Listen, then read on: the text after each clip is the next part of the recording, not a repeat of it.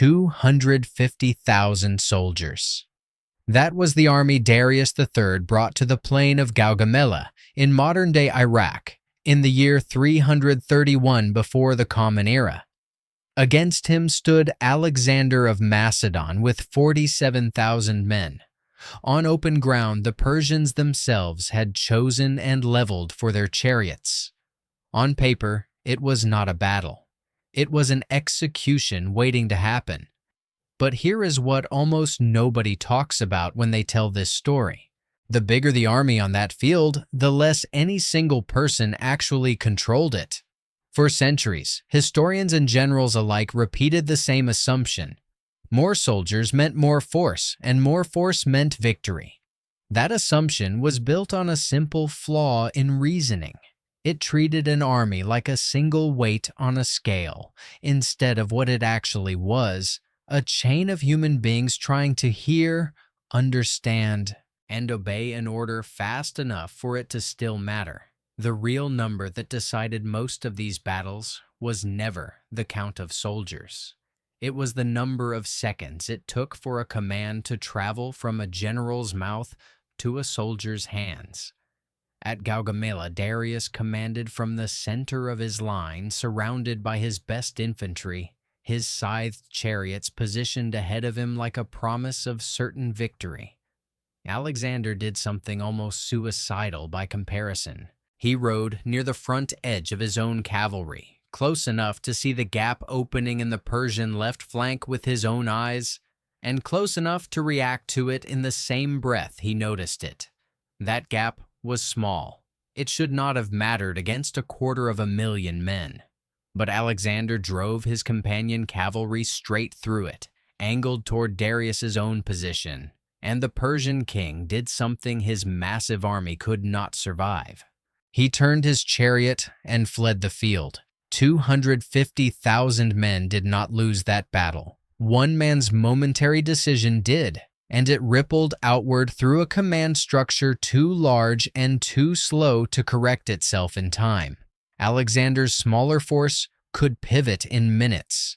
Darius's could not pivot at all. That detail changes everything that comes after, because it was not the last time history repeated the same pattern. 18 years before Gaugamela was even fought, on the 2nd of August in the year 216 before the Common Era, a Carthaginian general named Hannibal Barca stood on a field near the village of Cannae in southern Italy, facing a Roman army nearly double the size of his own. The Romans numbered close to 86,000. Hannibal commanded around 50,000, many of them exhausted, some of them mercenaries with no particular loyalty to Carthage at all. The Roman consul in command that day was a man named Gaius Terentius Varro, and Varro believed exactly what the numbers told him to believe. A wall of men that wide could simply walk forward and crush anything in front of it. Hannibal did not build a wall. He built a trap shaped like weakness. He placed his least reliable troops in the center of his line and let them bow backward under Roman pressure, curving inward like a bow being drawn. The Romans pushed forward into what looked like a collapsing enemy center, packing themselves tighter and tighter as they advanced, shoulder to shoulder, unable to raise a sword without striking their own men. That was only half of the problem. While the Roman center funneled itself into that curve, Hannibal's African infantry on the flanks turned inward, and his cavalry, which had already routed the Roman horsemen on both wings, arrived from behind. The Roman army did not lose because it was too weak. It lost because it was too large to move, and by the time the men in the back of that formation understood what was happening to the men in the front, there was nowhere left for either of them to go. Between 50,000 and 70,000 Roman soldiers died in a single afternoon, in a defeat so total that Roman historians still measured every future catastrophe against it. Varro's mistake was never a lack of numbers. It was mistaking numbers for a formation, and a formation for a plan. But the real question this raises was never why Cannae happened. It was why Rome did not learn from it immediately. And the answer sits in the same trap every commander with a numerical advantage tends to fall into. Size feels like safety. It rarely is.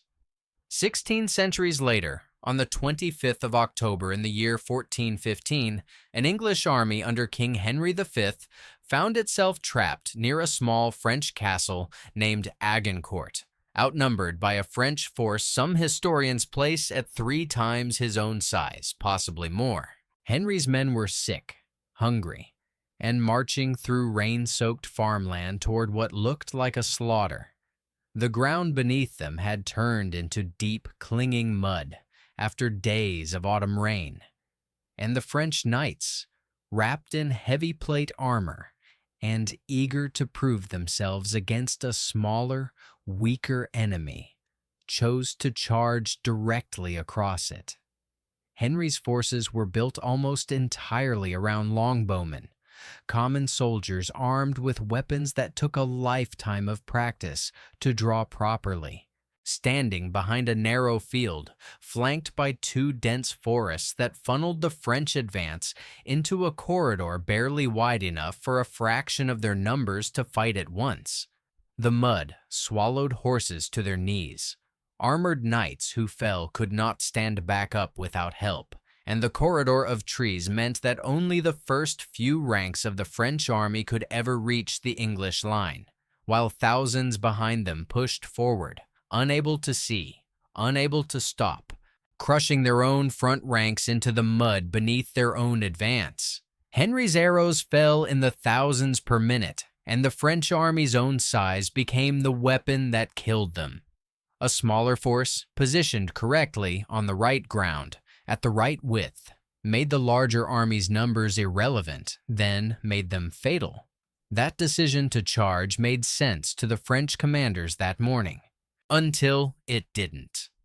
462 years later, the same mathematics appeared again, this time not through terrain or tactics, but through architecture and ammunition.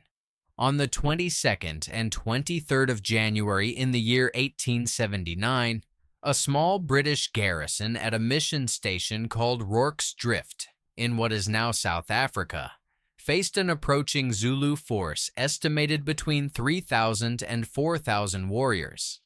The defenders numbered roughly 150, many of them already wounded or sick, under the command of a young lieutenant named John Chard, an engineer with no significant combat experience before that night. Chard did not have time to retreat, and he did not have the numbers to meet the Zulu army in open ground. Instead, he ordered his men to build a barricade from grain sacks and biscuit tins, stacking them into a perimeter barely large enough to enclose the mission's 2 buildings, narrow enough that Zulu warriors could only strike the wall a handful at a time, no matter how many thousands stood behind them.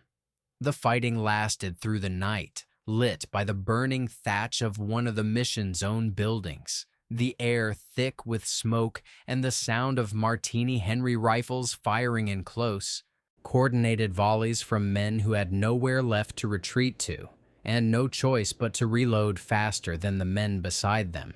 By morning, the Zulu force had withdrawn, having suffered losses several times greater than the garrison itself. 150 men having held a defensible line against thousands, not because they were stronger, but because the terrain and the barricade reduced every engagement to a size the defenders could actually survive. Here is the detail that no one who tells this story remembers to include. 3,000 warriors were never really fighting 150 British soldiers that night. At any given second along that narrow wall, it was closer to 10 against 10, repeated in cycles, all night long. The larger force never got to use its size at all. 4 battles. 4 different centuries, continents, and weapons. The same fracture running underneath every single one of them. An army's true strength was never the number written on a general's report. It was the number of men who could still hear an order, understand it, and act on it before the moment that made it useful had already passed. Alexander's cavalry could turn on an instinct. Hannibal's flanks could close like a hand. Henry's archers could fire without waiting for permission. Chard's garrison could reload without ever losing sight of the man beside them. The larger armies in each of these stories were not defeated by braver men or better weapons. They were defeated by their own size, turned against them by commanders who understood a truth their opponents never had reason to learn, because they had never needed to. The biggest army in the field was never really the strongest one. It was only the slowest to find out it had already lost.